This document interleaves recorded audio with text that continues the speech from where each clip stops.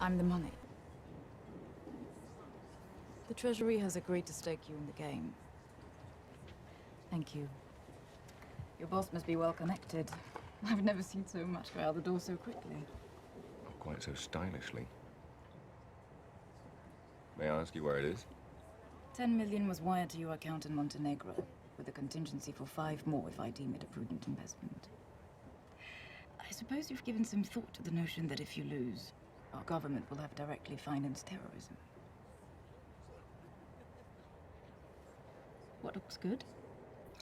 So that will be what you call bluffing. You've heard the term. Then you'll also know that in poker you never play your hand. You play the man across from you. And you're good at reading people. Yes, I am. Which is why I've been able to detect an undercurrent of sarcasm in your voice. You'll know how short our money is in good hands. You don't think this is a very good plan, do you? So there is a plan. I got the impression we were risking millions of dollars and hundreds of lives on a game of luck. What else can you surmise, Mr. Bond? About you, Miss Lynd? Well, your beauty's a problem. You worry you won't be taken seriously. Which one can say of any attractive woman with half a brain? True, but this one overcompensates by wearing slightly masculine clothing, being more aggressive than her female colleagues, which gives her a somewhat prickly demeanor. And ironically enough, makes it less likely for her to be accepted and promoted by her male superiors, who mistake her insecurities for arrogance. Now, I'd have normally gone with only child, but, you see, by the way you ignored the quip about your parents, I'm gonna have to go with orphan. All right. By the cut of your suit, you went to Oxford or wherever, and actually think human beings dress like that. But you wear it with such disdain.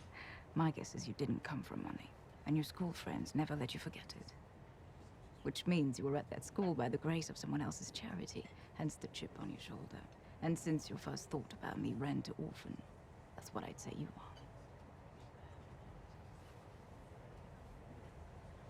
Well, you are. I like this poker thing. And that makes perfect sense. Since MI6 looks for maladjusted young men, I give little thought to sacrificing others in order to protect Queen and country. You know, former SAS types with easy smiles and expensive watches. Rolex? Amiga. Beautiful. Now, having just met you, I wouldn't go as far as calling you a cold-hearted bastard. No, of course not. But it wouldn't be a stretch to imagine you think of women as disposable pleasures rather than meaningful pursuits. So as charming as you are, Mr. Bond, I will be keeping my eye on our government's money and off your perfectly formed house. You noticed. Even accountants have imagination. How was your lamb? Skewered. On sympathizers. Good evening, Mr. Bond.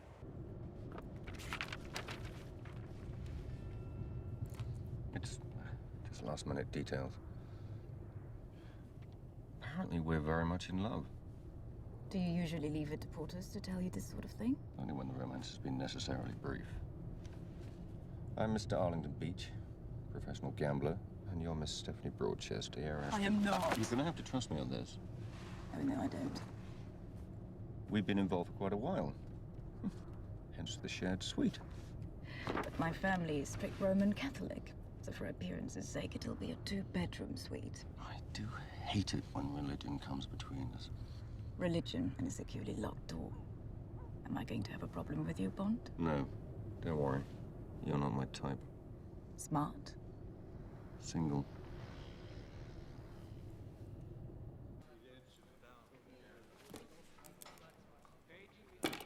Thank you. If you get into trouble here, the cavalry won't be coming over the nearest hill. To where? I'll do my best.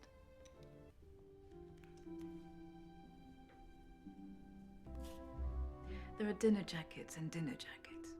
This is the latter. And I need you looking like a man who belongs at that table. How the... It's tailored. I sized you up the moment we met.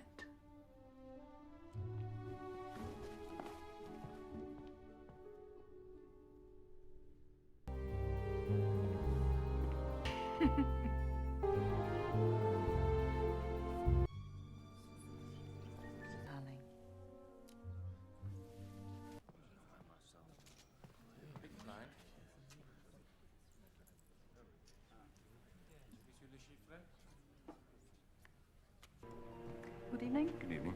You're holding a parcel for me.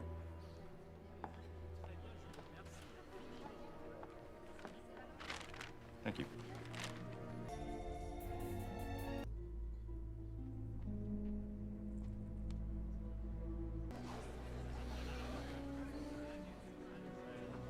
Congratulations. You know, I think a celebration's in order. You were almost dead an hour ago. Come on. I'm famished.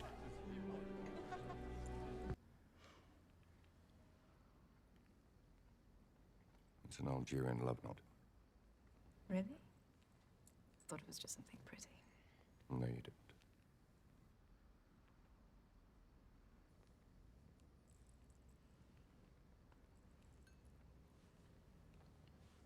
You can switch off so easily, can't you? It doesn't bother you killing those people. I don't believe you. You've got a choice, you know. Just because you've done something doesn't mean you have to keep doing it. You think I can't take my own advice?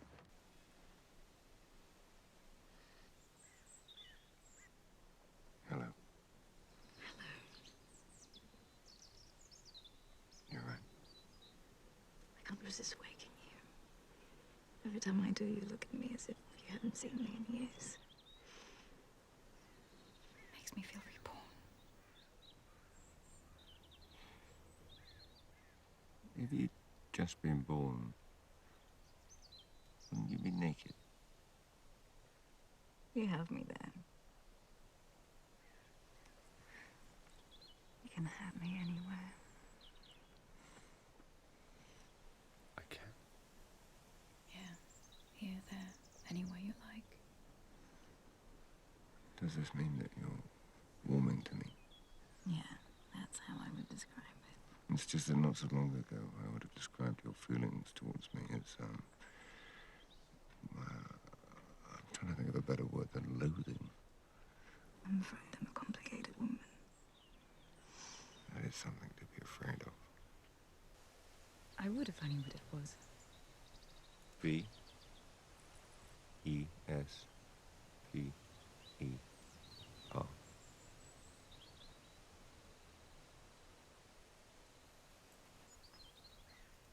You know, James,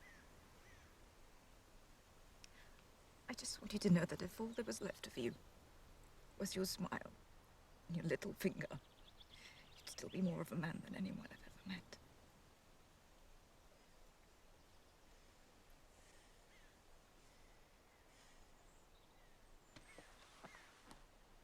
That's because you know what I can do with my little finger.